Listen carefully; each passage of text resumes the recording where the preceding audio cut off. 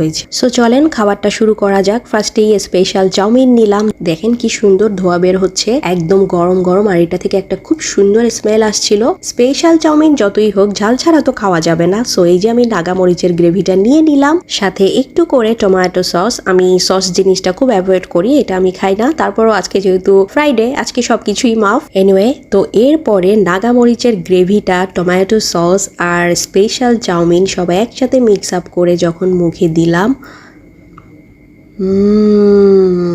ও মাই god, এত মজা লাগছিল। আমি অনেক চাউমিন খেয়েছি, বাট এই চাউমিনটা আসলেই কম্পারেটিভলি অনেক মজা লাগছিল। আর আমার এখানকার চাউমিন কখনোই ট্রাই করা হয়নি। ফার্স্টে ভেবেছিলাম, অনেক হাংরি ছিলাম, এই জন্য হয়তো অনেক ভালো লাগছে, বাট অনেস্টলি স্পিকিং এনাফ পরিমাণ চিকেন ছিল। আর ওদের যে ভেজিটেবল আইটেমসের মধ্যে যে ক্যাবেজটা, পাতাকপি ছিল, এটার ক্রাঞ্চি ভাবটা সুন্দরভাবে বোঝা যাচ্ছিল, আর খুব সুন্দর একটা ঘ্রাণ আসছিল। দেখলেন তো আমার অবস্থা, আমি একদম প্রফেশনাল ফুড ব্লগার্সদের মতো রিভিউ দিচ্ছি। আসলে এভাবে রিভিউ না দিয়েও পারছিলাম না আর কি। আসলে এত মজা লাগছিল, মনে হচ্ছিল যে আমার এক্সপিরিয়েন্সটা আপনাদের সাথে একটু শেয়ার করি গাইস। বাই দ্য ওয়ে, আর নাগা মরিচ